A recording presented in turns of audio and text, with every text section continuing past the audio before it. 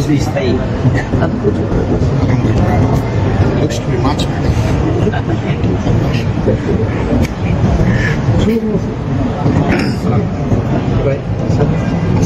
360 degree U turn. বিএনপির সাবেক স্বরাষ্ট্র প্রতিমন্ত্রী লুৎফুজ্জামান বাবর জামাতে যোগদান করে নেত্রকোনা থেকে আগামী সংসদ নির্বাচন জামাতের প্রার্থী হচ্ছেন বলে ইতিমধ্যে বেশ কয়েকটি সূত্র থেকে আমি নিউজটি পেয়েছি। এই মানুষটা 17 বছর কারাগারে ছিলেন।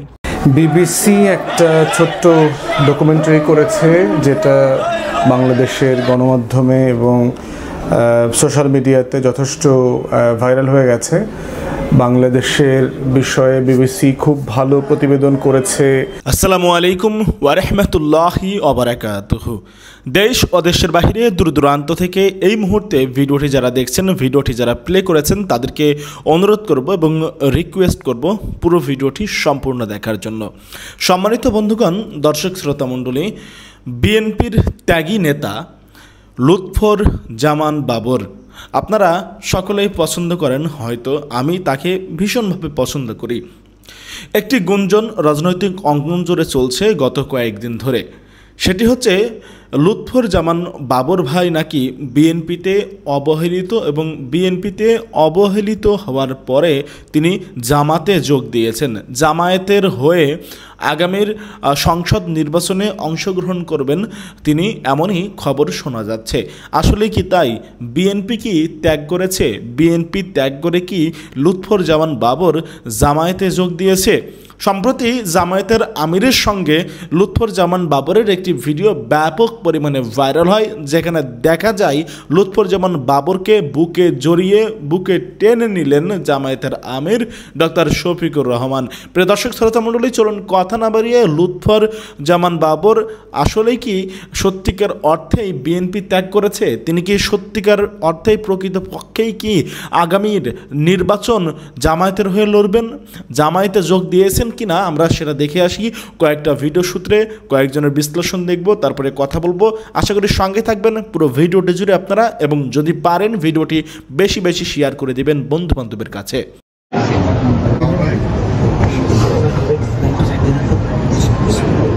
জেলের সাথে জেলের সাথে স্থায়ী looks to be much better.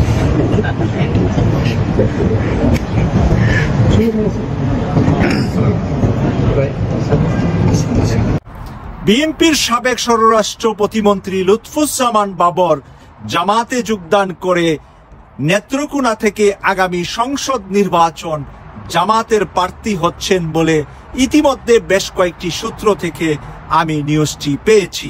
Bharat বিরোধিতা করার কারণেই কাল হয়েছেন লুৎফুজ্জামান বাবর, আর সেই কারণেই তাকে 17 বছর কারাগারে থাকতে হয়েছে। শুধুমাত্র ভারত বিরোধিতাই তার রক্তে মাংসে মাখা। এই মানুষটা 17 বছর কারাগারে ছিলেন বিএনপির সময়ে 10টা অস্ত্র মামলার আসামি হয়ে। মৃত্যুর ধারে কাছ থেকে উনি ফেরত এসেছেন। উনি নিজেই জেল থেকে বের হয়ে সর্বপ্রথমে পরিবার পরিজন নিয়ে মহান রবের শুকরিয়া আদায় করতে কাবায় চলে গিয়েছিলেন। এরপর থেকে আসার পরে দেখা যাচ্ছে যে উনাকে বিএনপির কোনো ভালো কোনো অনুষ্ঠানে কোথাও তাকে জায়গা দিচ্ছে না, কোথাও তাকে কোনো স্পেস দিচ্ছে না। শোনা যাচ্ছে যে ভারত থেকে নিষেধ আছে লুৎফুজ্জামান বাবর যেন বিএনপির কোনো কেন্দ্রীয় লেভেলের কোনো বড় অনুষ্ঠানে যোগদান করতে না পারে। এখানে ভারতের মনোনীত যারা আছেন, সালাউদ্দিন আহমেদ এর মধ্যে টপ ম্যান, ভারতের পছন্দের কৌটায় সালাউদ্দিন আহমেদ, রুমিন ফারহানা, মির্জা আব্বাস, মির্জা ফখরুল ইসলাম আলমগীর, ওরা যেন সবসময় টাইমলাইনে থাকে এবং ওরা যেন জনাব লুৎফুজ্জামান বাবরকে কোনো স্পেস না দেয়। সেই নোটেই এখন বিএনপি চলছে, আর সেই চলার কারণেই লুৎফুজ্জামান বাবর জামাতে যোগদান করে উনি জামাত থেকে আগামী নির্বাচন করার জন্য সিদ্ধান্ত নিয়েছেন বলে ইতিমধ্যে কয়েকটি নিউজ পেয়েছি। পাশাপাশি কয়েকটি সিমটমও আমরা দেখতে পেয়েছি। একটি সিমটম হলো যে গত 2 দিন আগে একটি নামাজের জানাজা অনুষ্ঠানে অংশগ্রহণ করেছেন জামাতের আমির ডক্টর শফিকুর রহমান। ওখানে দেখা হয়েছে জনাব লুৎফুজ্জামান বাবরের সাথে, এবং বাবরকে দেখার পরে যেভাবে দুইজন একে অপরের দিকে হেঁটে এগিয়ে গিয়েছেন, যেভাবে একে অপরকে আলিঙ্গন করেছেন, আমরা যেরকম একজন হারানো ভাইকে ফেরত পেলে যেরকম আলিঙ্গন করি, বা কোনো একটি বড় মাপের দুর্ঘটনা থেকে কেউ বেঁচে আসলে, কারাগার থেকে আসলে যেরকমটা লুৎফুজ্জামান বাবর তার মৃত্যুর ধারে প্রান্ত থেকে ফেরত এসেছেন, মহান রব তার হায়াত রেখেছেন, তাই তিনি ফেরত এসেছেন। এবং এই আলিঙ্গনটা হয়তোবা তাদের প্রথমবারও হতে পারে, কিন্তু আমরা যতটুকু জানতে পেরেছি যে উনি জামাতের সাথে আভ্যন্তরীণভাবে সর্বোচ্চ ওনার তেগ কোরবানি জামাতের জন্য করতে প্রস্তুত বলে জানিয়েছেন। এই কারণে জানিয়েছেন যে কারাগারে উনি যতটা দিন ছিলেন সেখানে জামাতের আমির ডাক্তার শফিকুর রহমান, জামাতের সাবেক আমির মরহুম মাওলানা মতিউর রহমান নিসামি, সেক্রেটারি জেনারেল আলিয়া হাসান মোহাম্মদ মুজাহিদ, জনাব কামরুজ্জামান, জনাব কাদের মোল্লা, জনাব মীর কাশেম আলী, তারা সবার সাথেই উনি কারাগারে ছিলেন এবং সবার কাছ থেকে যে ভালোবাসা, স্নেহ, মমতা এবং তাদের কাছ সাথে কারাগারে থাকার কারণে তাদের যে চরিত্রের একটা বৈশিষ্ট্য আছে, ওই চরিত্রের বৈশিষ্ট্যটার প্রভাব পড়েছে এই লুৎফুজ্জামান বাবরের উপরে। শুধুমাত্র বাবরের উপরেই নয়, কারাগারে নাকি অসংখ্য মানুষ প্রতিদিন জামাতে নামাজ আদায় করেন জামাতের নেতাদের পিছনে। জামাতের নেতারা যেই কারাগারে আছে সেই কারাগারের কারা রক্ষীরা পর্যন্ত তাদেরকে নাকি সম্মান করেন তাদের নীতি, চরিত্র, বৈশিষ্ট্যের কারণে। অন্যের প্রতি জামাতের নেতারা কারাগারের ভিতরেও সহযোগিতা করেন। নিজের ঘর থেকে খাবারটা গেলে সেটা বিতরণ করে যাদের ঘর থেকে খাবার আসে না এমন দরিদ্র যারা কারাগারে আছে তাদেরকে তারা সবচেয়ে বেশি প্রাধান্য দেন, শেয়ার করেন। নিজের জমানো কিছু পয়সা যেগুলা দল থেকে তাদেরকে খাওয়ার জন্য তাদের ওখানের অ্যাকাউন্টে রাখে, সেখান থেকে খরচ করে অন্যদেরকে খাবার কিনে দেন জামাতের শীর্ষ নেতারা। সেই কারণে জামাতের সাথে কারাগারে থাকা, কারাগার থেকে ফেরত আসা বহু মানুষ জড়িত হয়ে যাচ্ছেন।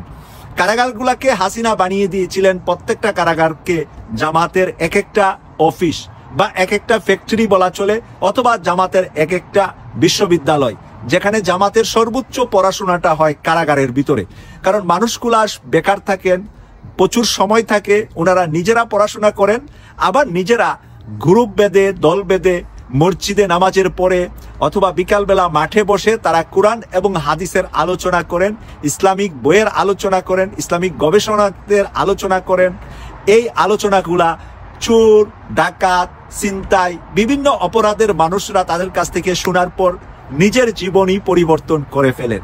এরপরে তারা বের হয়ে এসে তারা এত সুন্দর জীবনযাপন করেন যে তাদের পরিবারই বদলিয়ে ফেলেন তারা। তো সেই কারণে জামাতের সাথে সবচেয়ে বেশি সময় কাটিয়েছেন লুৎফুজ্জামান বাবর। তিনি ছিলেন 17 বছর কারাগারে। বিএনপি, জামাত আর কোন রাজনৈতিক দলের নেতারা 17 বছর কারাগারে ছিলেন না, এই লুৎফুজ্জামান বাবরই 17 বছর কারাগারে ছিলেন।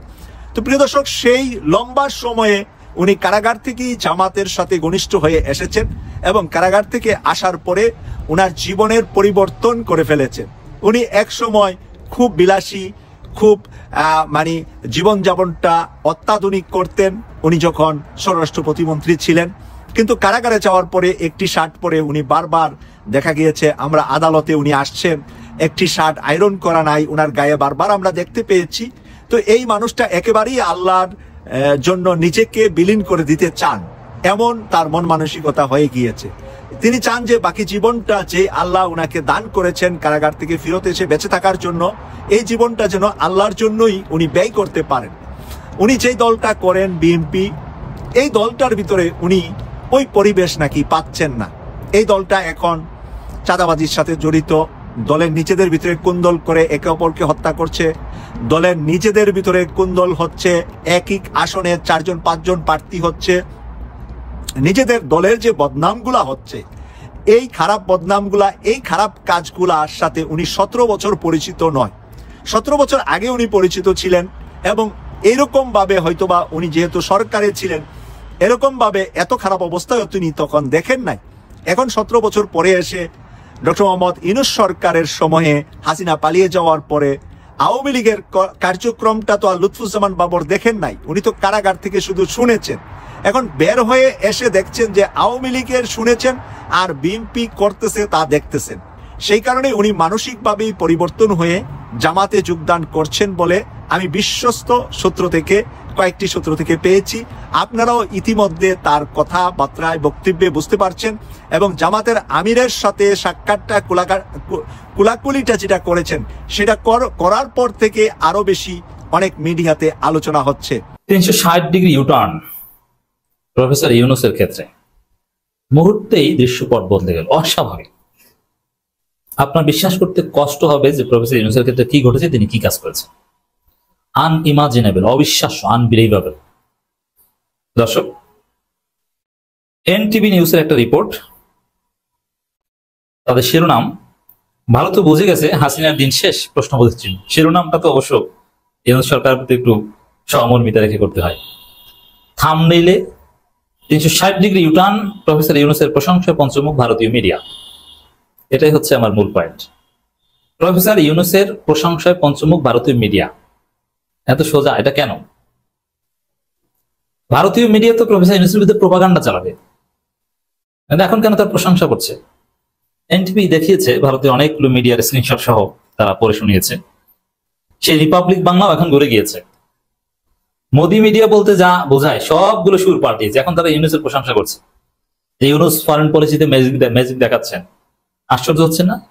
যেই ইউনূসকে বলতো সুদখোর মৌলবাদী, মৌলবাদীদের সরকার, বাংলাদেশ হিজবুত তাহরীর সরকার ইউনূস, সেই ইউনূসকে বলতে ম্যাজিশিয়ান এখন বলছে যে ফরেন পলিসিতে অসাধারণ সফলতা দেখিয়েছে, চীন থেকে এটা এনেছে, ইউনূস ব্রিংস এত বিলিয়ন অফ ডলার্স ইনভেস্টমেন্ট, এরকম নানান প্রশংসা সূচক ইউনূসের এমন এমন সফলতা ভারতীয় মিডিয়া প্রচার করছে যেগুলো আমরাও জানি না, আমাদের দেশেও প্রচার করা হয় না।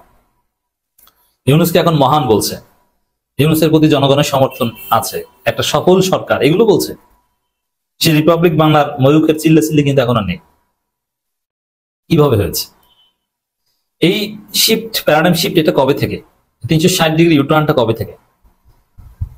ইউনূস তারেক লন্ডন বৈঠকের পর থেকে। এর অর্থ কি?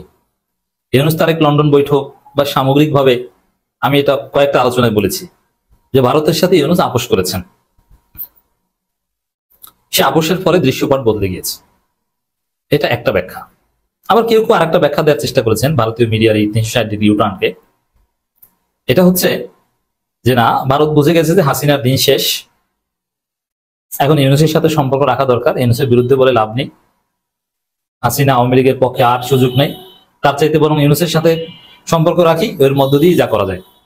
আবার ভারতের পররাষ্ট্র মন্ত্রণালয় বলেছেন যে বাংলাদেশ সরকারের সাথে যে কোনো বিষয়ে আমরা আলোচনা করে সমাধান করতে প্রস্তুত, যেটা একসময় অসম্ভব ছিল, এটাও বলেছেন ওই 13 জুনের পরে। এখন কোনটা সঠিক?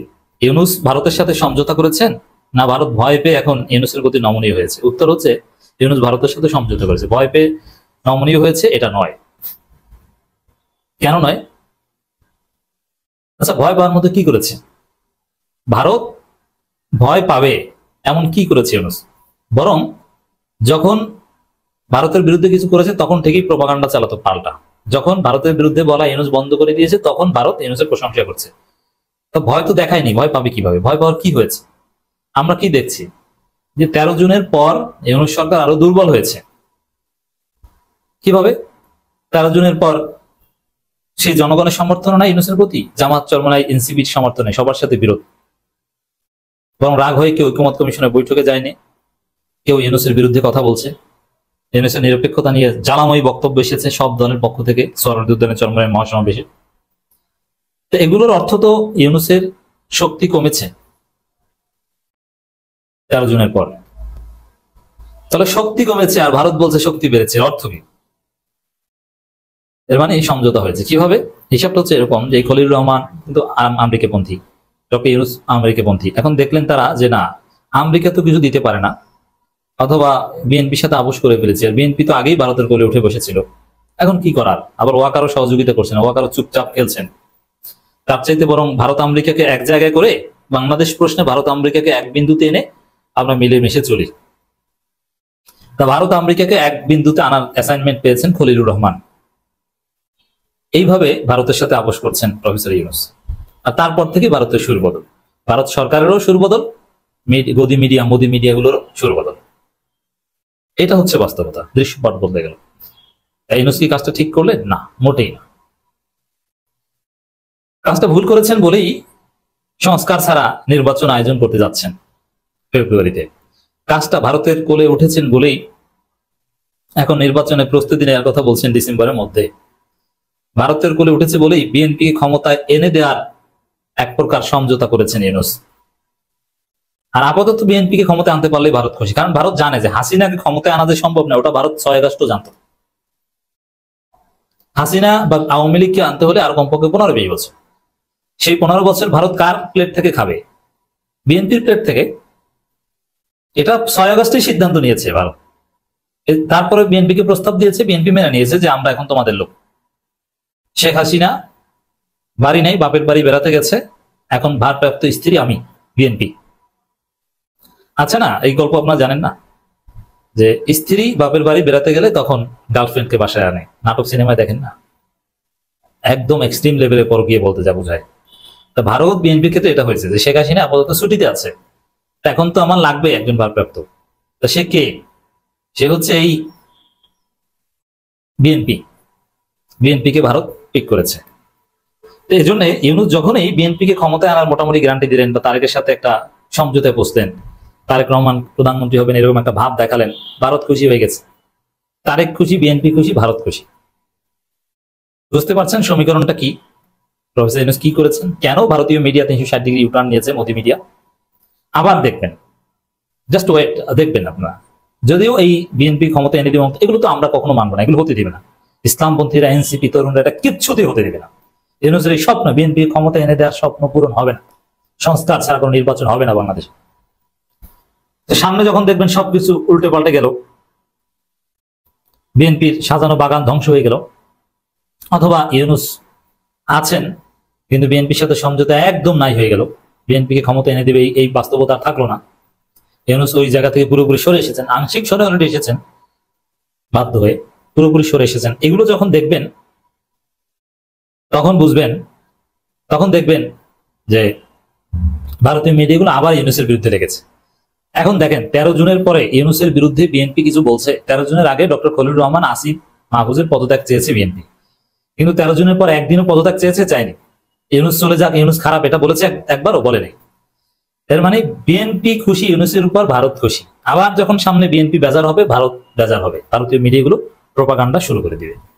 আশা করি এনটিভির যে এই রিপোর্ট যে 360 ডিগ্রি ইউটার্ন, প্রফেসর ইউনূসের প্রশংসায় পঞ্চমুখ ভারতীয় মিডিয়া এর তাৎপর্য বুঝতে পেরেছেন। বিবিসি একটা ছোট্ট ডকুমেন্টারি করেছে যেটা বাংলাদেশের গণমাধ্যমে এবং সোশ্যাল মিডিয়াতে যথেষ্ট ভাইরাল হয়ে গেছে। বাংলাদেশের বিষয়ে বিবিসি খুব ভালো প্রতিবেদন করেছে, সেটা বরাবর খুব বেশি আশা করবার সুযোগ নাই, কারণ বিবিসির যে এশিয়া সার্ভিস আছে এবং বাংলাদেশেরও যে বিবিসি বাংলা আছে, এটা হিস্টোরিক্যালি আমরা দেখেছি যে এখানে ইন্ডিয়ান ন্যারেটিভ খুব ডমিনেন্টলি প্রচার করা হয়, এবং এশিয়া সার্ভিস যেহেতু বিবিসির রিজিওনাল যে হেডকোয়ার্টার আছে বাংলা সহ এটা ভারতে, এই কারণে যেটা হচ্ছে এখানে একটা ডমিনেন্ট ইন্ডিয়ান ডমিনেন্সের জায়গা আছে। তো হিস্টোরিক্যালি ব্রিটিশ কলোনিয়াল এরা থেকে শুরু করে বর্তমান ইন্ডিয়ান হেজিমনি এবং বিবিসির যে সাংবাদিকরা যারা আছেন সব মিলিয়ে এখানে দিল্লির চোখ দিয়ে বাংলাদেশকে দেখবার যে দুঃখজনক বাস্তবতাটা বিরাজ করছে, সেটা বিবিসির বেলায় বরাবরই ছিল, এবং আওয়ামী লীগের আমলেও দেখেছি, বর্তমান 10 মাসেও দেখেছি অনেক বক্তব্য, বয়ান কিভাবে জুলাই আগস্টের গণহত্যা এবং গণ অভ্যুত্থানকে ছোট করা যায়, হালকা করে ফেলা যায়, এরকম অপচেষ্টাও দেখেছি আমরা বিবিসি বাংলাতে। তো সেই বাস্তবতায় বিবিসি যে ছোট একটা ডকুমেন্টারি করেছে প্রায় 30-34 মিনিটের, সেখানে গত বছরের গণহত্যা এবং পার্টিকুলারলি যে হাসিনা যে কমান্ড স্ট্রাকচারের সাথে জড়িত সেইটাকে তারা খুব পরিষ্কারভাবে তুলে ধরেছে, এবং সেখানে কোনো কমেন্টারি ন্যারেশন ছিল না, সিম্পলি ফ্যাক্ট ডেসক্রিপশন ছিল অ্যাজ ইট হ্যাপেন্ড, এবং ফার্স্ট হ্যান্ড এভিডেন্স যেগুলো ছিল, যারা আন্দোলনে ছিল, প্রোটেস্টার ছিল, এবং যারা কোনো রাজনৈতিকভাবে সংশ্লিষ্টও ছিল না কিন্তু স্টুডেন্ট মুভমেন্টে ছিল, তারা নিজেরা ভিডিও করেছে, আই উইটনেসেস, তাদের বক্তব্যটাই সিম্পলি তুলে আনা হয়েছে। সার্টেনলি বিবিসিকে ধন্যবাদ দিতে হবে। এবং গুরুত্বপূর্ণ যেটা আসছে সেখানে সেটা হচ্ছে যে দায় এড়ানোর যে একটা চেষ্টা আমরা বারবার দেখেছি আওয়ামী ফ্যাসিবাদীদের, যে আসলে আমরা দায়ী না, আমরা কিছু করি না, এখানে সব মানে কেউই দায়ী না। তাহলে আসলে বিষয়টা হলো যে পুলিশ তো কেন গুলি করলো, এবং এই পুরো ইনসিডেন্টে তারা ইনফ্যাক্ট শুধুমাত্র যাত্রাবাড়ি ইনসিডেন্টটাকে, যাত্রাবাড়ি গণহত্যাকে তুলে নিয়ে আসছে কেস স্টাডি হিসেবে, যে এখানে যে 56 জন শহীদ হয়েছেন যাত্রাবাড়িতে ওই কয়েকদিনের শেষের কয়েকদিনের 3, 4, 5 এই সময়গুলোর যে গণহত্যা হয়েছে, স্নাইপারের গুলি, নিরস্ত্র প্রতিবাদী জনগোষ্ঠীর উপরে যে গোলাগুলি করা হয়েছে সেগুলো, তো সব মিলিয়ে বিবিসি যেটা বলবার চেষ্টা করেছে, যাত্রাবাড়ি থানার ওসি এবং তাদের যে অস্ত্রের যে রিপোর্ট দিতে হয়েছে যে প্রায় 2500 লাইভ অ্যামুনিশন ব্যবহার করা হয়েছে, এবং লাইভ অ্যামুনিশন ব্যবহার করবার জন্য এত পরিমাণ লাইভ অ্যামুনিশন ব্যবহার করা হয়েছে, তাহলে এটার হুকুমের স্ট্রাকচারটা কোত্থেকে আসছে? তো ওসি আসলে কার কাছ থেকে হুকুমটা পেয়েছে, এবং সেখানে নাম প্রকাশ করা হয়নি এমন দুজন পুলিশের ওখানকার যারা চাকুরিরত ছিলেন যাত্রাবাড়ি থানাতে, তাদের বক্তব্য এসছে, এবং সেখানে তারা খুব পরিষ্কার করে বলেছেন যে ওসি আমাদের কে হুকুম দিয়েছেন, কিন্তু ওসি সাহেব তো নিজে নিজে হুকুম দেওয়ার কথা না 2500 লাইভ অ্যামুনিশন ব্যবহার করবার জন্য কয়েকদিনের মধ্যে, 24 ঘন্টা ইনফ্যাক্ট।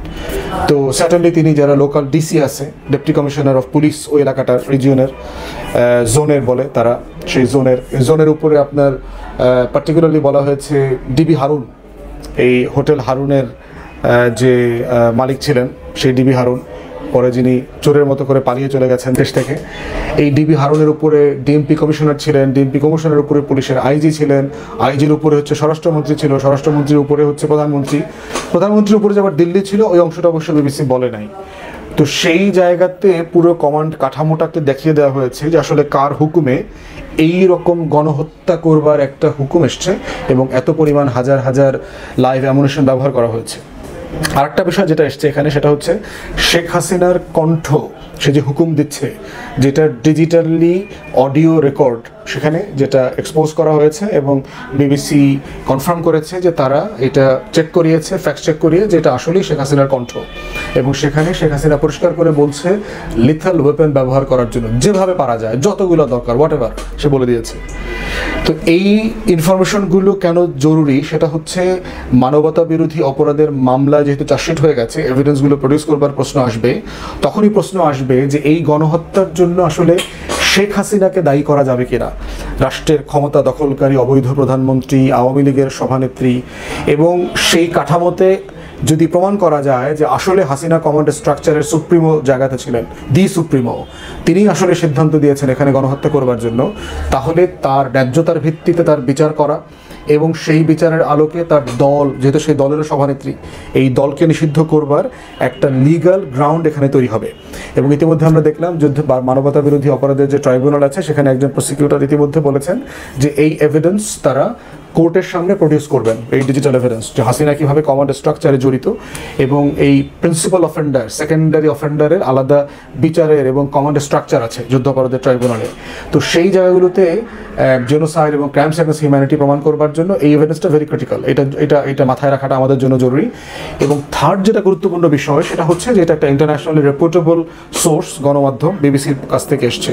তো জাতিসংঘের সেই গণহত্যার প্রতিবেদন যদি আমরা ধরি 114 পৃষ্ঠা, সেটার পরের এই বিবিসির এভিডেন্সটা খুব সিরিয়াসলি ক্রেডিবল এভিডেন্স আকারে হচ্ছে আইসিটির সামনে প্রডিউস করা হবে, এবং যেটা একটা ন্যায্য বিচারিক প্রক্রিয়াকে সাহায্য করবার জন্য গুরুত্বপূর্ণ প্রামাণিক দলিল বলে আমরা মনে করি।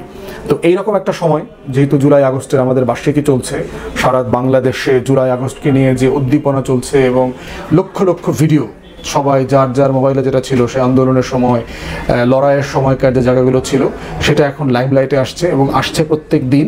সেটা একটা গুরুত্বপূর্ণ জায়গা আমাদের ইতিহাসের, এই জায়গাটাকে কমেমোরেট করা, এবং এটা যেহেতু ভিডিও এভিডেন্স আছে, ভিডিও এভিডেন্স এবং অডিও এভিডেন্স, এটাকে ম্যানিপুলেট করা, এটাকে নিয়ে চেতনা ব্যবসা করবার জায়গাটা অনেক কমে যাবে।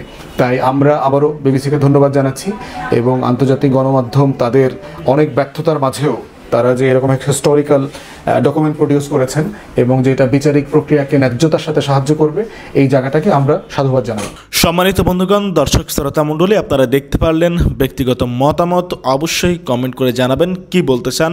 যদি সত্যিকার অর্থেই প্রকৃতপক্ষেই বিএনপিতে অবহেলিত হওয়ার কারণে জামায়াতে যোগ দিয়ে থাকে লুৎফুজ্জামান বাবর, তাহলে আমি বলবো বিএনপির জন্য এটি মানে একটা খুবই খারাপ বিষয়। এরকম একজন নেতাকে তারা হারালো, যদি জামায়াতে যোগ দেয় লুৎফুজ্জামান বাবর, তাহলে বিএনপি পরবর্তীতে পস্তাতে হবেই তাকে। কোনো ত্যাগী নেতা যদি থেকে থাকে তাহলে লুৎফুজ্জামান বাবরই রয়েছে। প্রিয় দর্শক শ্রোতামণ্ডলী, এই যে 10 ট্রাক সেই বন্দুক মামলায় তিনি যে দীর্ঘদিন যাবৎ কারাজীবন ভোগ করছিলেন, কিসের জন্য, কি কারণে? তার কারণ একটাই ছিল, তিনি বিএনপি করতেন, বিএনপির একজন শীর্ষস্থানীয় নেতা ছিলেন। আজকে দেখেন, আসলে এইটা মানতে হবে, বিএনপিতে কিন্তু আসলেই লুৎফুজ্জামান বাবর অবহেলিত ছিলেন।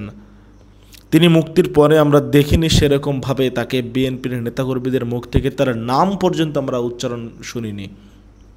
প্রিয় দর্শক শ্রোতা মণ্ডলী, আপনারা জানাবেন আপনারা কি মনে করেন।